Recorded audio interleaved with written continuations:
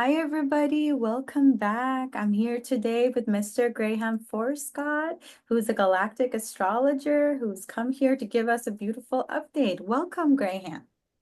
Hi, Pondia. How you going? It's going good. It's going good. How's it going over there in New Zealand? Yeah, it's going into autumn, so it's getting colder, but it's a sunny day today. I live in a motorhome, so I'm sitting here in the sun. Hopefully, all the glare of the sun's not too bad for No, you there. no, it's perfect. We can see you very clearly, and I'm so excited to hear about your galactic report. And we have a full moon coming up next Monday, right? Or next Monday, Tuesday for you all. Yeah, for us it's the 13th. I guess for you guys it's the 12th. Yes. So we've got a model here to have a look at. We'll explain a little bit about that and how this full moon aligns astrogenetically to the Galactic Center. So in that sense, you couldn't get a better day than tuning in to the center of the Milky Way, and we'll explain a little bit more about how that works and some of the little bit of the history around that and how people can work with it in the future on their own. Oh, wonderful, wonderful. Look forward to hearing about it. So do you feel like we should pull up the chart, or should we first let them know a little bit about it, or what are you feeling guided to do? I think we'll start with this one Okay, and go from there. perfect. Yeah. Okay. So I'm not sure whether you can see this, but this is the Earth, or half of the Earth, Yeah. and some white lines drawn on it there. That's the main trunk lines of the Earth grid, the light body of the Earth, the diamond body of the Earth. You could isolate specific diamonds here as you go around. And the specific power points like this Bermuda Triangle on one point, there's Sao Paulo on another point, Hawaii's on another one, Easter Islands on another one. That's why those locations are pretty powerful because geometrically they're on exactly the nodes around the Earth. So around the Earth, you've got the sacred geometries. There's a couple of them. There's the five platonic solids. They're all kind of embedded in this, but two or three main ones are there. That's the icosahedron, that's the water element in the ancient cultures. And then there's the dodecahedron, which is the element of ether in the ancient culture. And then when you merge a dodecahedron and an icosahedron together, you end up with what they call a rhombic trichondahedron, which has golden ratio diamond shapes. And there's a diamond there, like that. That is a golden ratio diamond. And in the New Age, you have this teaching out there, things like the diamond light body, the diamond codes, and things like that. So inside the Earth, you see, I put this crystal in here, and Could you so put this up just a little bit if that's okay so everybody can see it? Oh, yes, that's inside the earth. Okay. Yes, perfect. inside the Earth, yeah. And this is called a rhombic hexacondahedron. You can get 12 of the rhombic trichondahedrons, and the Earth, of course, is a rhombic trichondahedron. So you could get smaller versions of the Earth and you pop them on, you'd have 12 around there. That's just the geometry of it. This is the hub. This is the heart shape in the center of 12. So you can fit 12 around there, and they snugly fit around there. We've looked at this on one of our earlier YouTubes. And so the 12 that fit in there, they all touch and kiss each other, but they don't interrupt each other. And this is the 13th in the middle here. So in the geometry side of it, in the Mayan culture, they have their 12 or their 13 rays and their 20 kind of time periods. So 20 and 12. So this is exactly what we're talking about here. There's 12 major points around here, and they're at the centers. So one there, three, four, and one at the North Pole, one at the South Pole, and then these other ones here, Sao Paulo and so on. So there's 12 major points around the planet, and they're at the centers here, and they are going inwards. They're collapsing inwards. There's a spiral, golden ratio spiral, which will just fit perfectly and go in here. And when things like solar flares land on the Earth, they hit these, or they come in through these points, and they spiral into the Earth there and interact with the Earth ley line grid, the diamond body of the Earth. So there's 12 inward falling, like water going down a plug hole. It's spiraling into the center here. And then there's 20 of these points around the outside. That's the centers of the icosahedron. And at these points are other Earth grid points around here, that on the tips there. Well, they are coming out from the center. So the energy's radiating from the center of the Earth, coming out to these points, and then from these points, it can travel around the ley lines. For example, UFOs can surface, maybe they're coming out from under the water or something, they surface, and then they traverse around the ley lines. So it's a big story there. But this here is, in the Mayan culture, you've got the 13 and the 20, and that is their time cycle over thousands of years.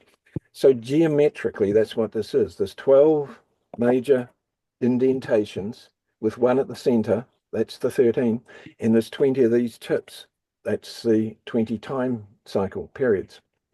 So geometrically, this is what they're talking about. This is what the Mayan calendar is really all about. You know, when you jump out of just what a personal reading would do for the Mayan date of your birth and so on, when you begin to look at how the sun interacts with the earth over long periods of time, and the solar flare cycles, which are embedded in the cycles of the Mayan time schedule, then if you use the Mayan calendar and link it to where these points are, these nodal points around the earth are, you can determine way ahead of time when a solar flare would even happen.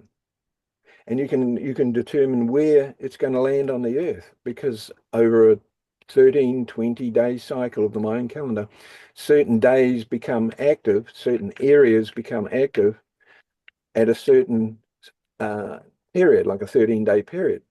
So that is, if there's a solar flare, if the Mayan card is like a solar, there's certain names for the cards, the 20 cards. So you would find that the solar flare is going to leave the sun on a certain day during a certain era, period of a few days. It's going to land, it's going to be sucked in to a certain point. That's going to cause that part of the earth to download codes, as they say, and perhaps in the physical reality might create some disruption on the earth's surface.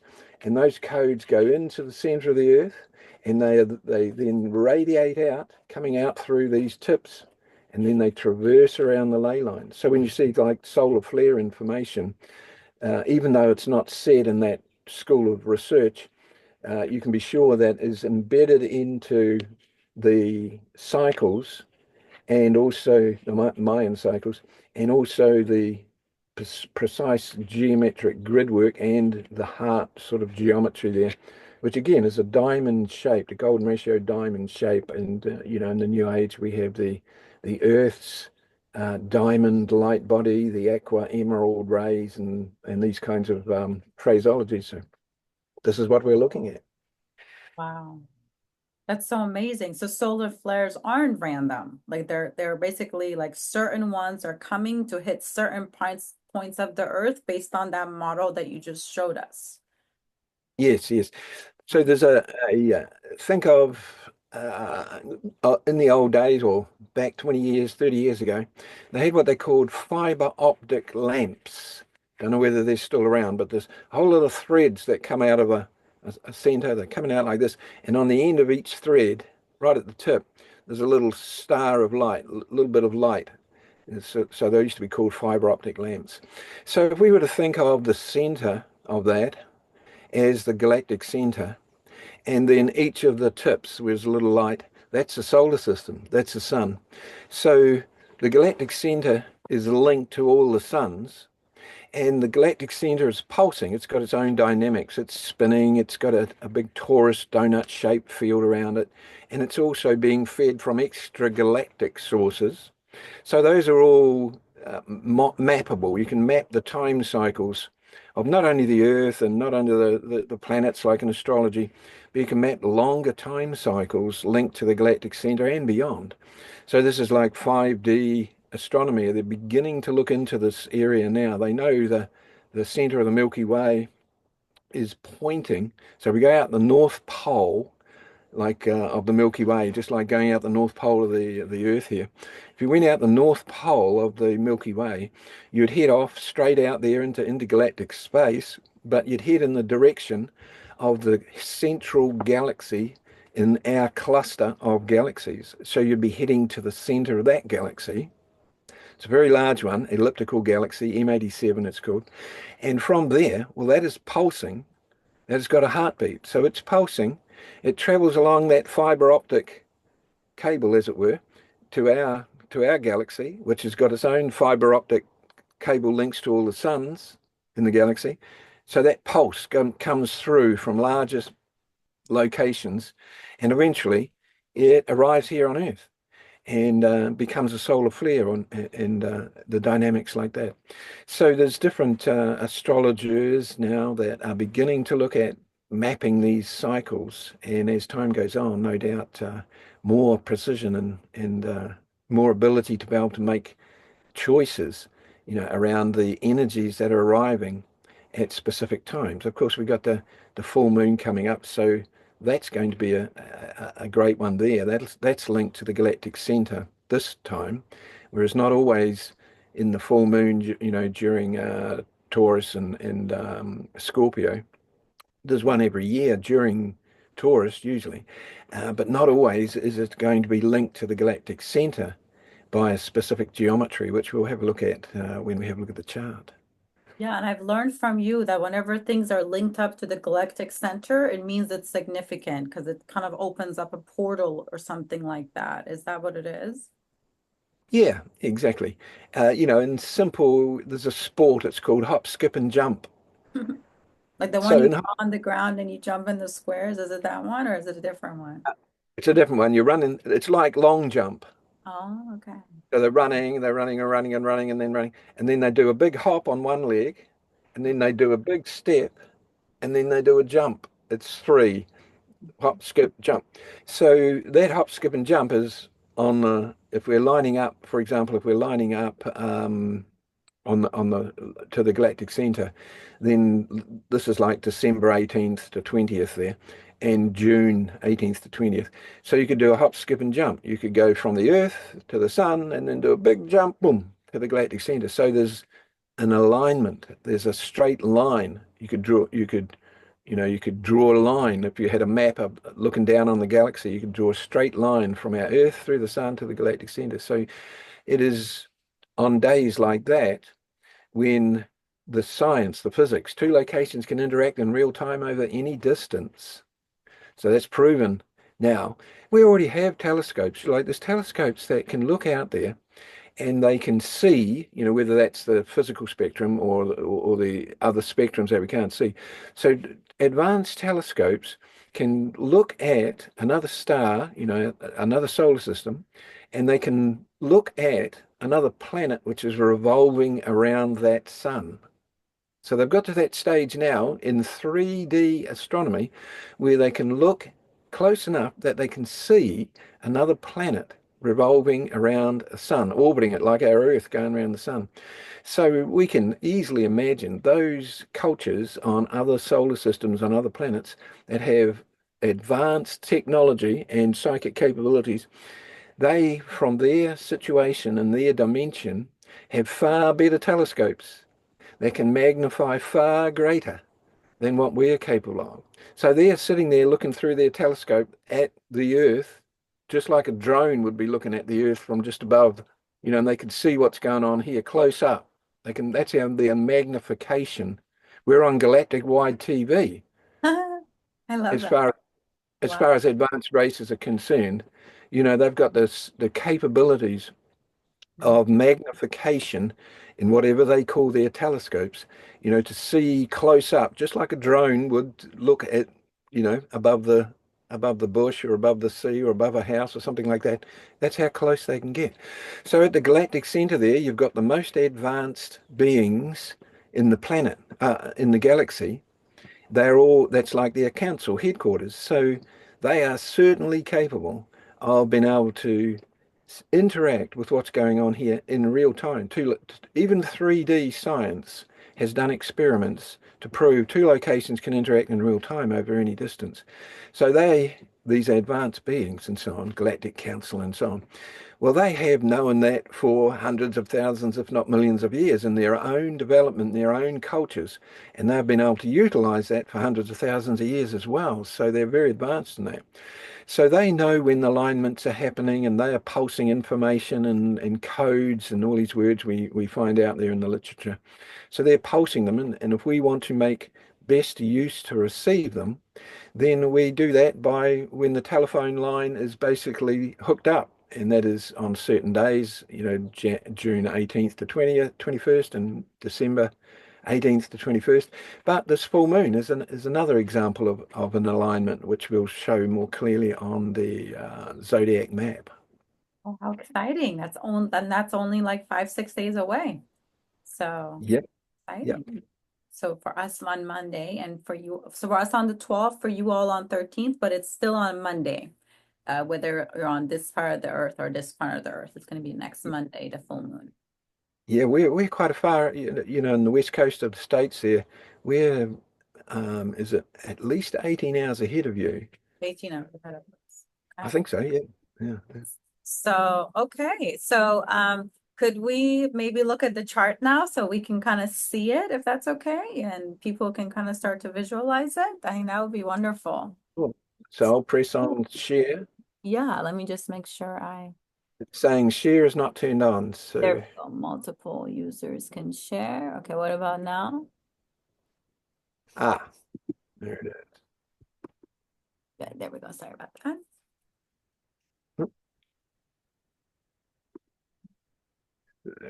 Has that come up? Can you see that? Yeah, perfect. There you go. Yeah, perfect. Okay. Yes. Is it big enough? Maybe just like a little bit bigger would be good, just so we can kind of see. Yeah, maybe just if we can zoom a little bit more, because I can, yeah. I've made it bigger. Yeah, that's perfect. Yeah, I can read it now. Yes. So I'll just scroll up and down a little bit. This is for, there it is written up the top there, May the 12th. So I'll just explain a little bit of what we're looking at here. So this is a general zodiac circle in the Western world here. We've got Sagittarius here, and we go around Capricorn and so on down past Aries here. So out in this direction, the last few degrees of tropical Sagittarius, that's the direction to the Galactic Center there. It covers, about 5 degrees there. It's quite large, so there's a few days involved where it's aligning or passing. So in the zodiac here, we've got the sun in the middle, and this is a heliocentric chart, so it's worth describing the difference here. So it doesn't matter what charts that are out there, whether they're called Galactic Astrology or Starseed Astrology or Geocentric Astrology or whatever, Vedic Astrology, Sidereal Astrology. If the chart is not drawn up from the sun's point of view, heliocentric, then we don't have a true map of where the planets are. Therefore, we don't get a true reading of what's really going on. Now, that's easy for me to describe, and it's very difficult to sort of get your head around what that actually means. So I'll try and give you an example. So here's a map of where the planets are in the sky on May the 12th. So when we look up here, we see that there's a symbol up here. It's coming up to 24 degrees. So this is Venus. Venus in the sky from about the 12th through to about the 15th is lining up, passing the galactic center. Now, in every other style of astrology, if it's not heliocentric, sun-centric, drawing up the planets from the sun's point of view, then in any other style of astrology, Venus will not be there. It'll be somewhere else in the chart. I imagine it would be down here somewhere. Sorry, it will be about here somewhere. So it wouldn't be passing there. So if we were to go to Venus, if we were to teleport over to Venus, and we were to ask the Venusian inhabitants, where is your planet from May the 12th through to May the 15th? And they will say, we're getting ready to receive a direct lineup and download from the Galactic Center. Whereas in all other styles of astrology, a map on May the 12th will have Venus down here, nowhere near connected to the galactic center. They wouldn't be waiting for it. They wouldn't be expecting it. So that's the difference between what we do with astrology. We use the heliocentric chart, the sun-centered chart. That's because in what they call cosmic father, cosmic male principle, cosmic female, cosmic mother, all these words, those are defined by the mathematics and the geometry of the golden ratio. It's called the source code. And in the helio sun-centered solar system, then the planets themselves rotating around the sun, orbiting around the sun, and the distance out to each of the planets and the speed of each of the planets, they're all together in the formula, in the dynamics of what they call the golden ratio mathematics. Whereas in all other styles of astrology, the normo-geocentric, the galactic, the starseed astrology that you find out there, if it's not based on helio, well, then the solar system, the orbiting periods of each of the planets is not, they're not traveling in the golden ratio because they're doing retrograde motion and things like this. So the solar and the sun and the portal dynamics are not capable of being determined in those charts. So anyway, carrying on here. So we've got the Galactic Center up here. We've got the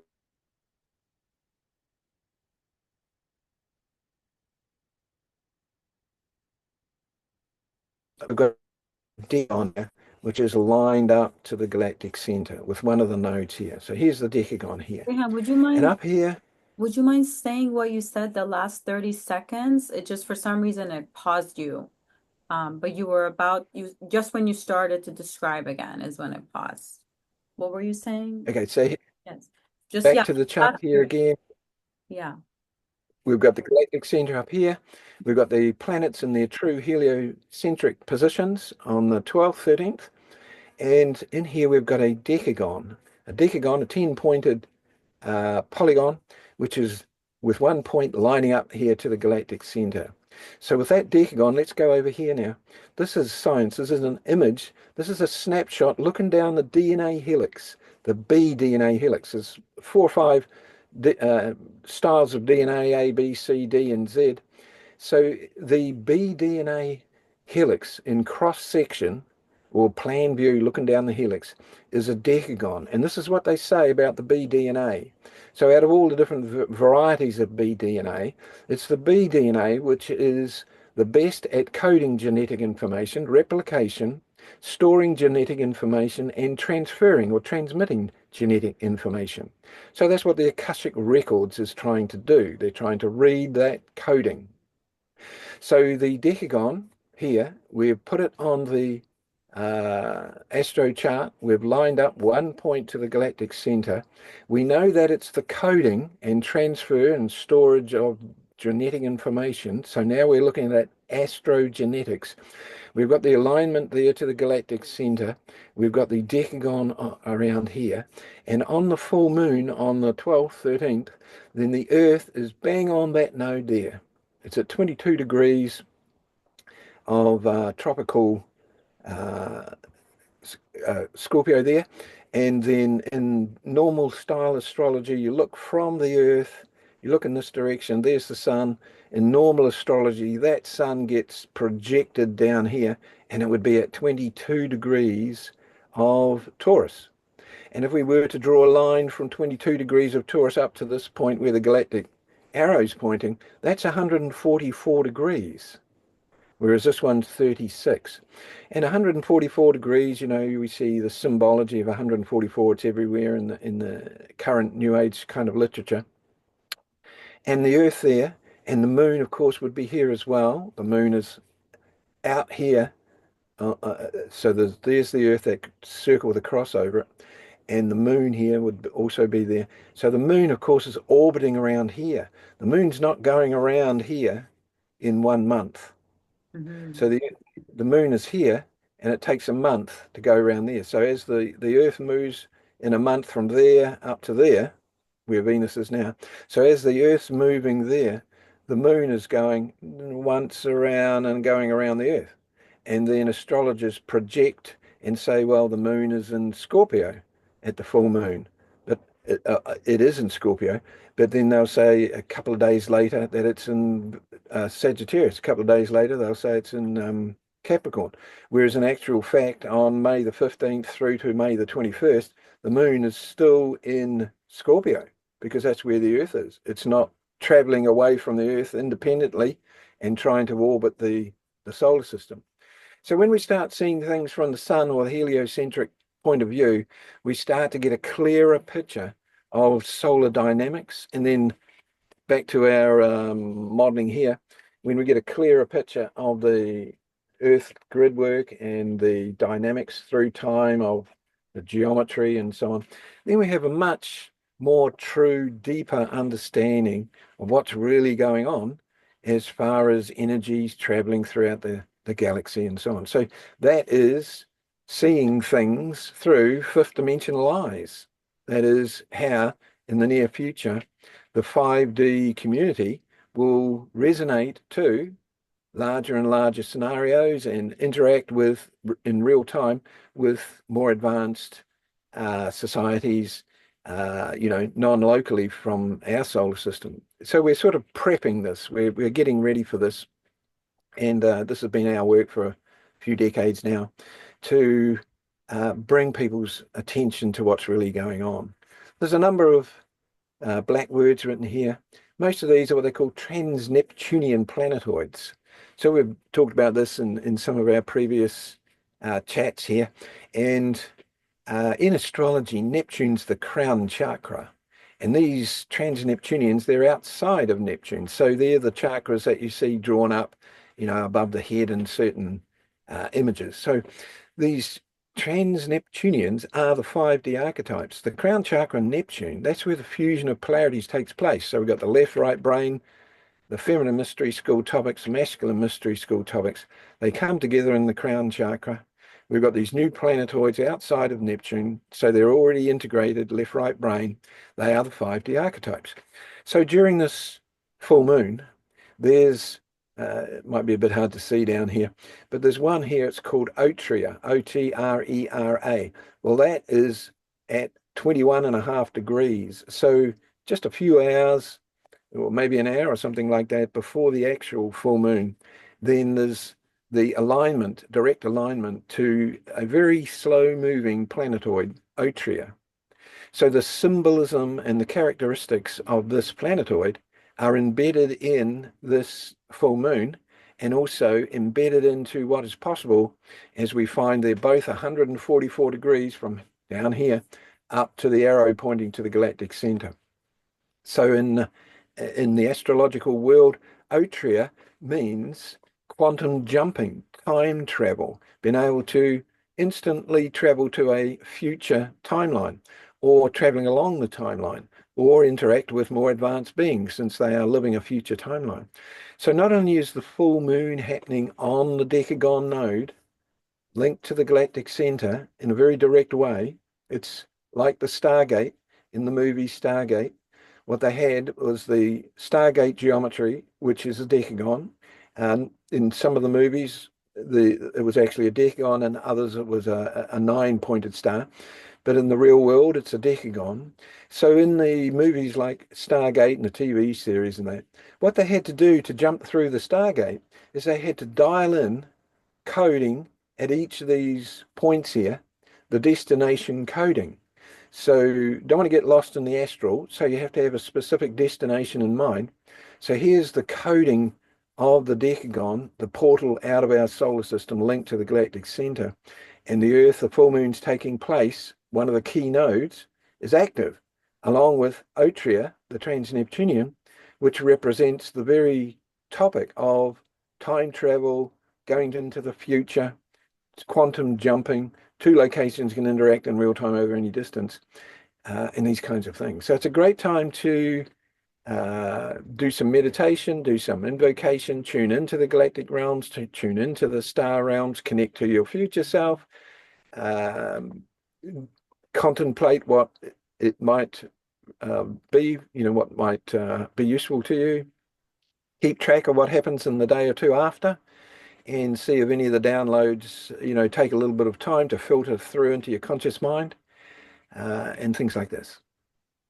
Wow, I love that. So like maybe like from Sunday to like Wednesday would be good for people to keep track of like their mind and sit in meditation. And if they have questions about their future, like you said, connect to their future self and ask that question. And but that's very Yeah, interesting that we have the portal with the north that asteroid that you said or how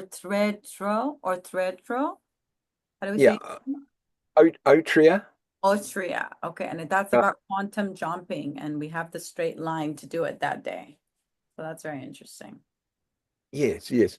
You know, we're the within the solar system, so the solar system with all the planets, that's the body of the sun.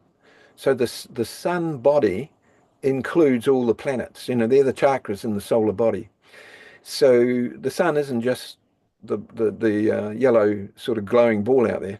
The sun is in the body of the sun includes all the planets. It goes out to the heliosphere and and so on and so on.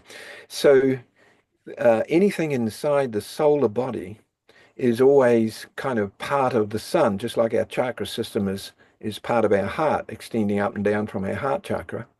So what is happening in the solar system, it can be, as far as we're concerned, on Earth here as one of the chakras, we can interact with the other chakras in the solar system. And here we're finding that some of these chakras are lining up. We've got Venus passing the galactic center a few days after, the Earth here passing here on this node on the 12th. We've got the fastest moving planet Mercury here just arriving on this node about the same time as Venus gets to that node. We've got Pluto on this node, has been for months, will be for the most of this year.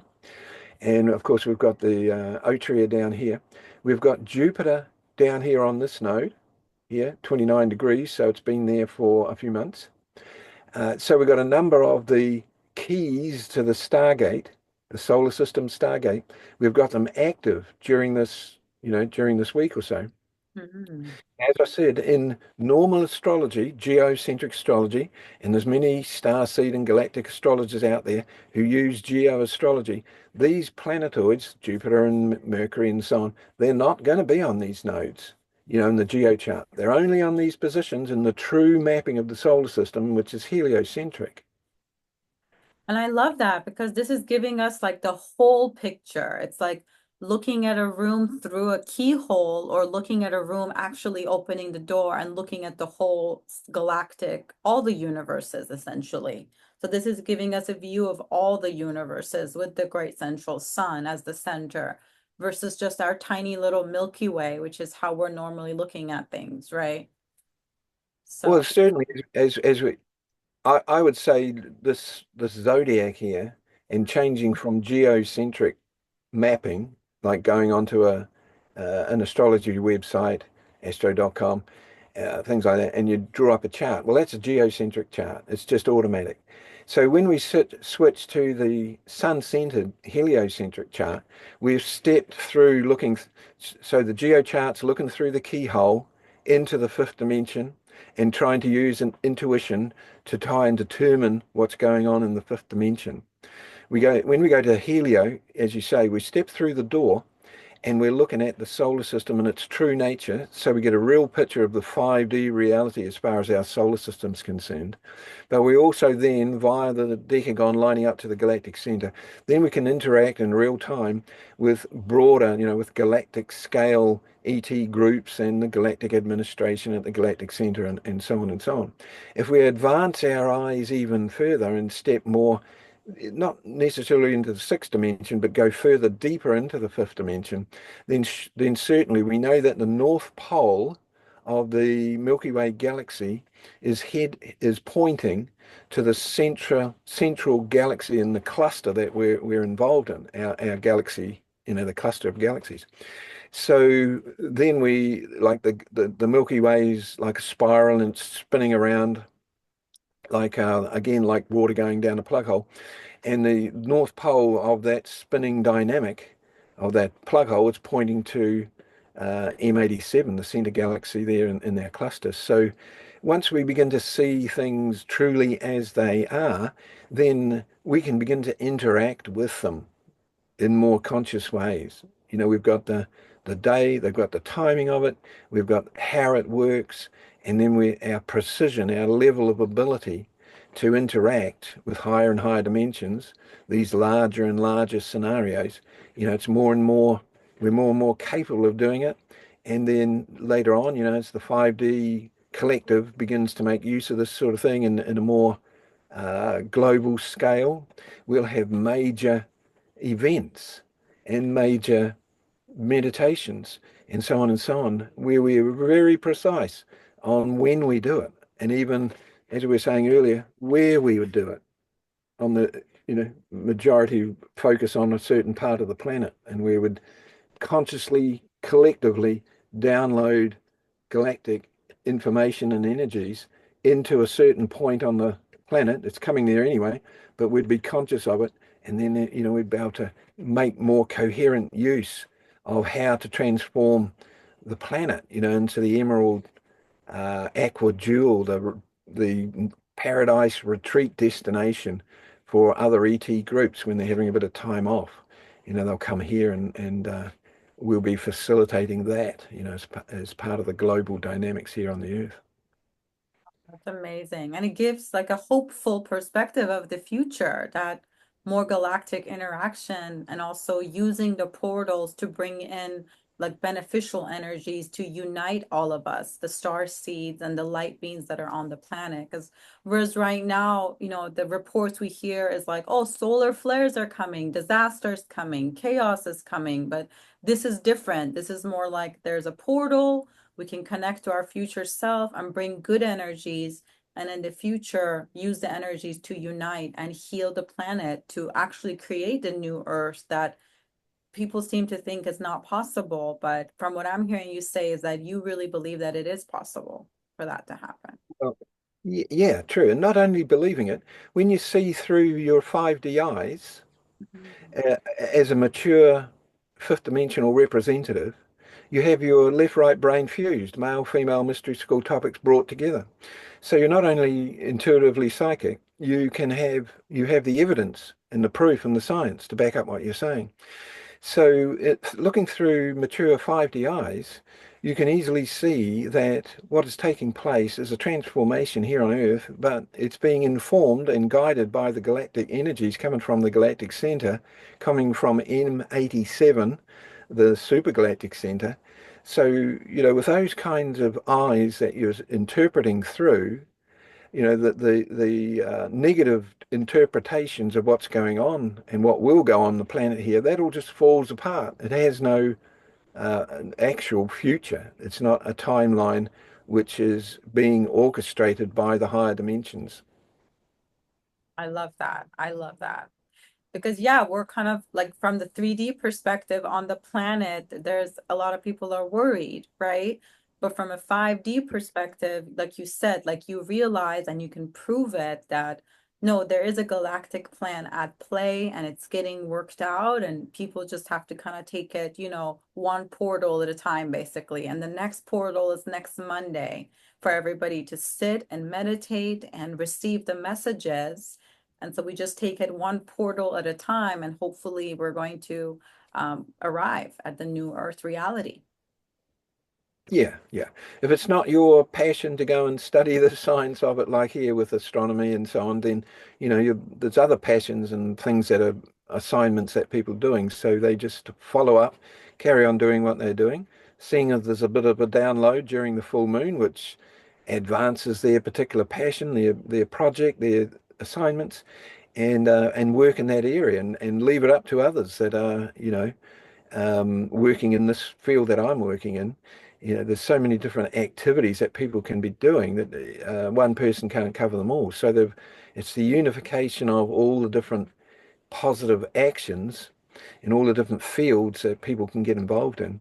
It's by focusing on those and fulfilling those roles, knowing that others are fulfilling their roles, and accepting that others are doing things that we might know nothing about.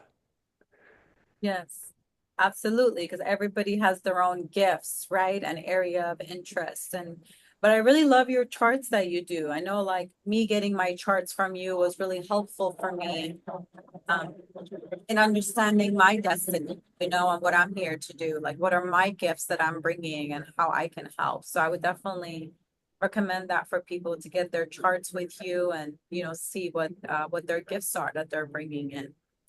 So that would be clarifying for them, I feel. And one of those is doing what you're doing, what we're doing here now. Yeah, yeah, I remember you told me about it. Like you said, Pantea, and you were bringing in some astrophysics gifts from a past life, and I was like, wow, I had no idea, you know, like, and Yeah. but ever since I got my chart a few years ago, I started getting interested in it, and it kind of opened up, you know. So very cool. I Yeah. love, I love that.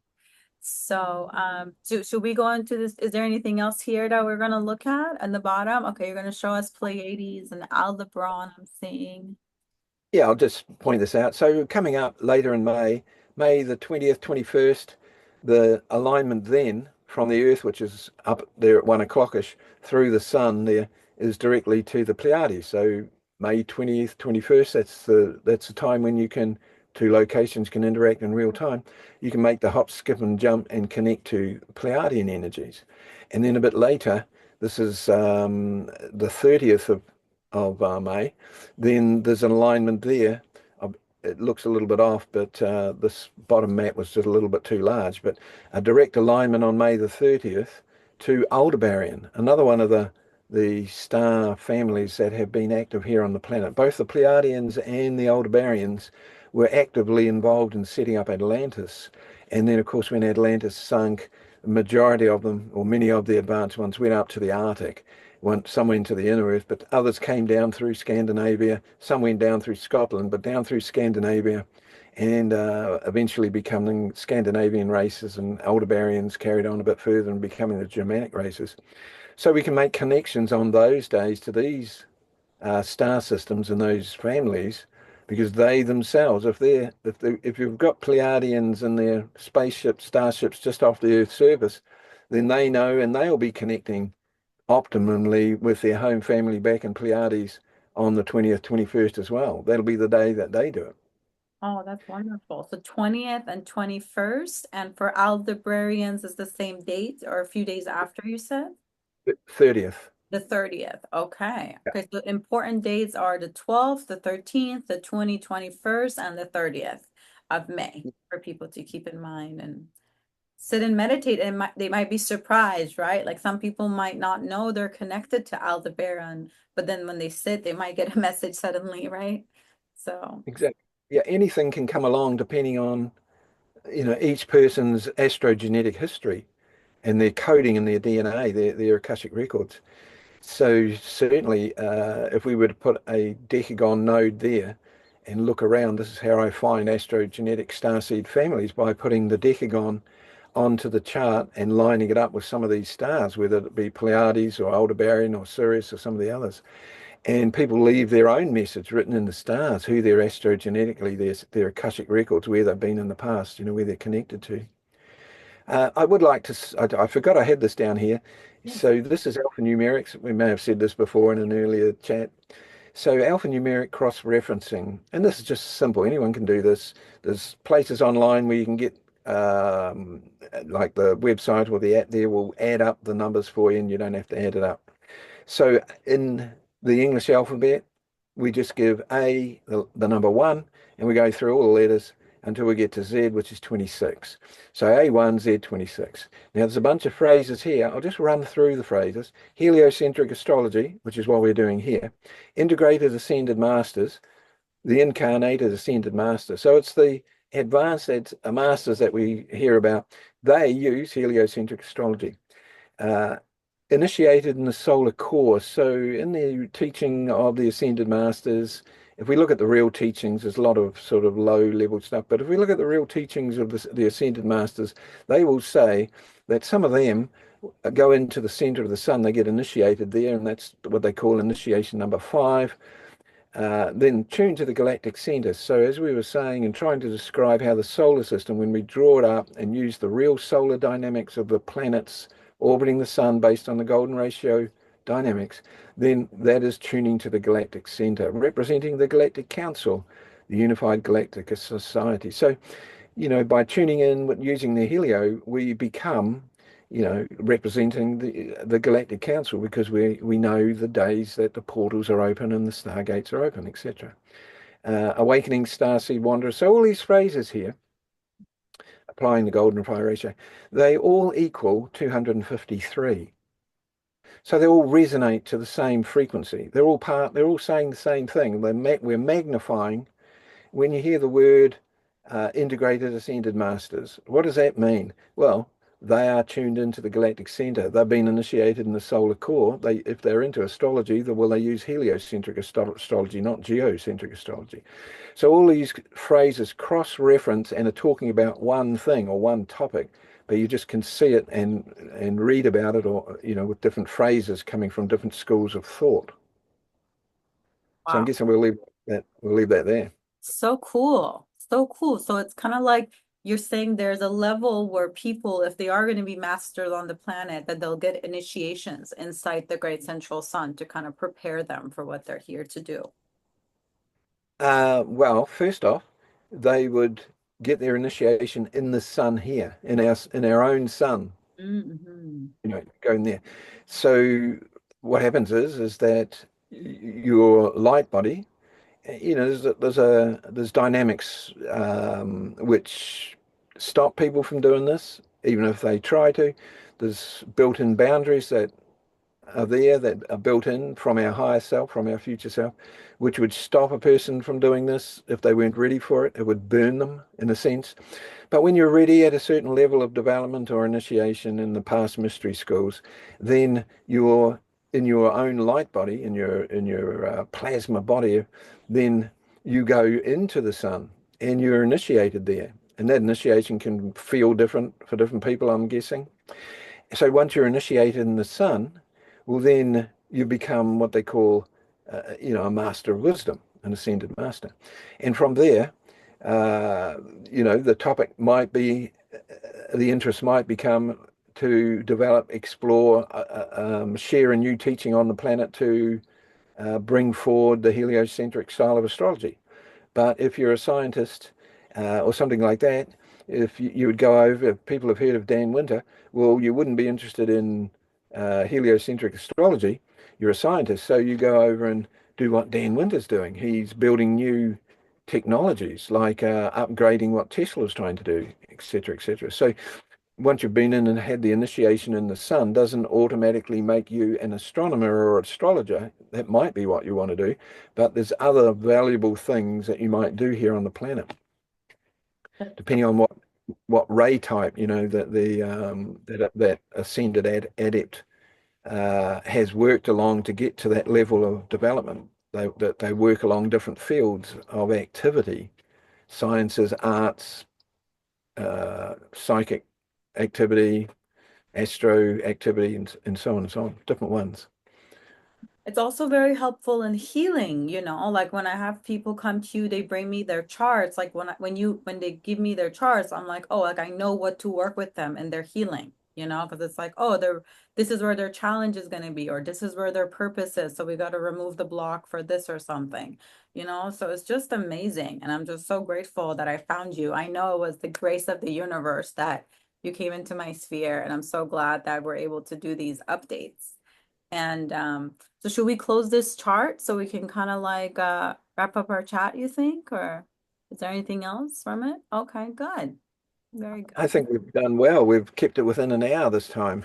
Yeah, we're getting better. Our first update was I think 2 hours to an, so now we're moving through it fast. So interesting. So a full moon aligned with the Galactic Center, also with that Trans, the trans Neptunian, is that what it's called? The little yeah, planet? yeah, That a planetoid. planetoid. That means like it's a little planet. That's what that means. Yeah, like a big chunk of rock almost. Mhm. But it still has Yeah, a consciousness, so it affects us when it's in that alignment.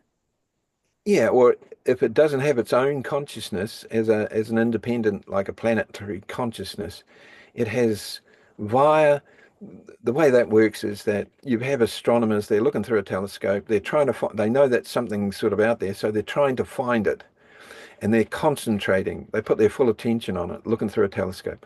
So their mind stops thinking. When their mind stops thinking, they go into 8 hertz. When they go into 8 hertz, 8 hertz is the Schumann resonance of the Earth, and the intelligence, the memory of the Earth is there to interact with. So the astronomers looking through the telescope, not thinking, interacting with the Earth intelligence, sees this chunk of rock and a name slips into their mind because the astronomers that find them, they get to name them. So the name that it's called is exactly the name or the resonance or the frequency of that energy that the Earth intelligence is trying to download into that astronomer while they're making that discovery. So generally the names are just like perfect because they've come from that connection. Wow.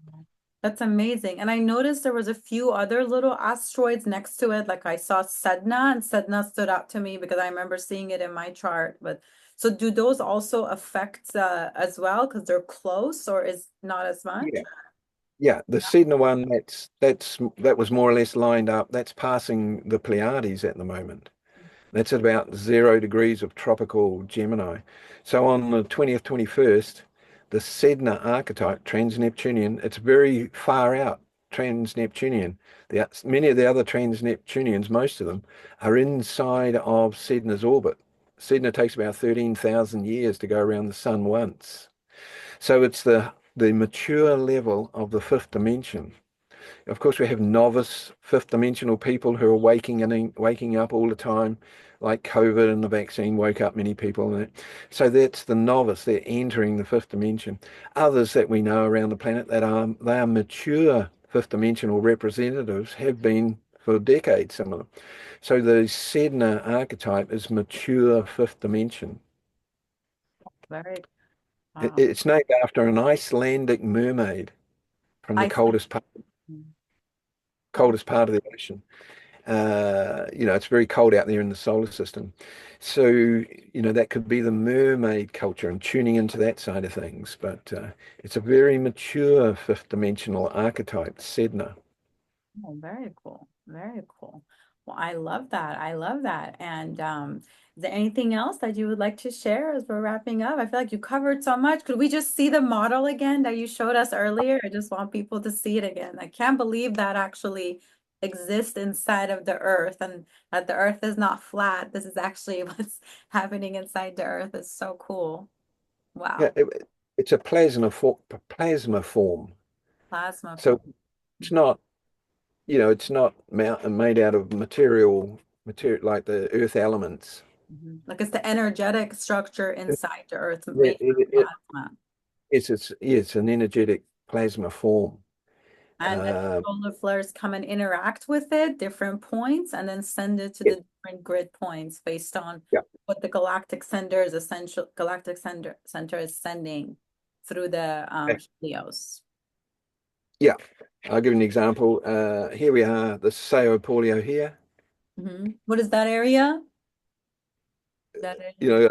know, in South America, South Sao America. Paulo, Yes. where that little kind of indentation there is, that portal's right there, Uh-huh. cause, causes the landmass to make that little bay sort of shape there. Hmm. That's why that bay there is formed like that because the energy's there.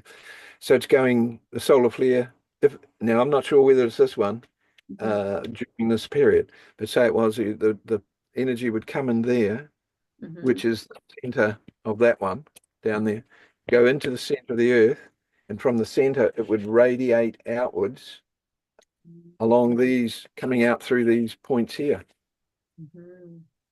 and then it would start to go around Hmm. these ley lines, and this of course is where the Earth healing groups get together on these lines and do their ceremonial work, Earth grid repair, Earth grid engineering, and so on. And as time goes on, people will do it in a much more conscious way. The fifth dimension will be here because people will know and they will make use of these higher energies, um, and how it all works. You know, it'll be part of the collective consciousness. That's so beautiful. And I love that for us and for humanity, and that is what's coming. And thank you so much for sharing that message with us and bringing so much hope and positivity today for us. I know everybody that watches it is going to receive your good energy. And I would recommend people go to Galactic Astrology Academy.com to get your charts from Graham. You're not going to be disappointed. He's incredible and you're gonna love it. I treasure those recordings always, and I definitely want an update on them as well soon. So thank you so much, Greg.